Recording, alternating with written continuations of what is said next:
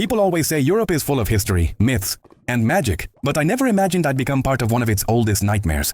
My name is Raide, and last year, I traveled to a forgotten village in Eastern Europe, where I spent one night inside a haunted temple buried deep in the forest. I had heard stories, a cursed shrine, ancient rituals, and people who vanished after sunset. Locals warned me, don't enter the temple after dark. Nobody ever returns. But I was too curious. I was there filming a documentary on haunted locations. I thought it would be just another creepy legend to spice up my YouTube channel. The temple lay in ruins, hidden under vines and moss, surrounded by silent, misty trees. It was built from black stone, cold to the touch, with symbols carved across its walls that resembled ancient Slavic runes. I arrived at 5 p.m. just before sunset, set up my gear in a side chamber, placed cameras in key areas, and prepared to record through the night. Everything felt still, but unnaturally still. No birds, no wind, not even the sound of insects. Around 8 p.m. as the last light faded, I heard a faint humming, almost like chanting. It was coming from the inner sanctum. I grabbed my flashlight and followed the sound. My camera picked up interference, static flickers. As I walked deeper into the temple, the air grew heavier, colder.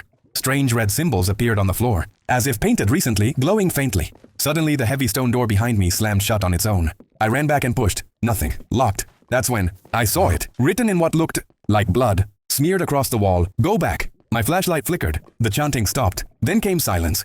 But not peaceful silence. It was the kind that rings in your ears and makes your skin crawl. I turned to keep exploring. Every hallway looked the same. Cold stone, broken statues, and that same feeling that something was watching me. In one corner of the temple, I found an old wooden altar covered in wax and ashes. There, beneath it, was a tattered leather-bound book. I opened it. The text was old and faded, but I could make out fragments. The offering. The curse. The lady in white. Eternal night. I felt cold breath on the back of my neck and spun around. No one. But then I looked through my camera screen. A woman, pale, dressed in torn white robes, was standing behind me. Her eyes were hollow, and she mouthed something silently. But when I looked directly, nothing. The figure was gone. I backed away slowly, panic rising in my throat. That's when I heard the crying. A woman sobbing deep inside the temple. It echoed everywhere, bouncing off the walls. I followed it. I don't know why. I shouldn't have, but something pulled me toward it. The sound led me to a locked chamber, its door sealed with rusted chains. As I approached, the chains broke apart by themselves and the door creaked open. Inside was a statue, tall, covered in dried flowers, bones at its feet, and a mirror placed in front of it. In the mirror, I saw myself and behind me her. She was right there. I turned quickly, nothing. But when I looked again, the mirror was cracked, and the statue was bleeding from the eyes. My camera battery suddenly drained to 0. I checked my phone, dead. Everything electronic had failed. Then I heard a whisper in my ear, in a language I didn't understand.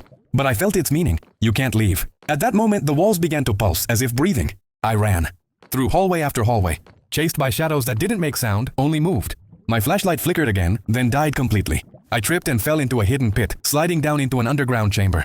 The smell was horrible. Burned flesh, rotting incense, old blood. Candles lit themselves around the room, revealing ancient skeletal remains in ritual poses. And at the center, her, floating, arms wide open, face stitched closed. She stared at me, and then she screamed, but not with sound. Everything shook violently. I closed my eyes, and then, nothing. When I opened them, I was outside the temple gate. The forest was bright. Birds were singing, mourning. Somehow I had survived the night. I walked back to the village, pale and shaken. The locals didn't ask questions. They simply nodded. One old man said, "She let you go.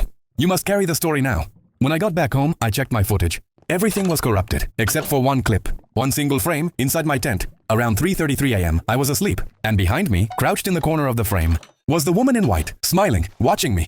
And right before the video cut to black, her lips moved again. One final message, come back.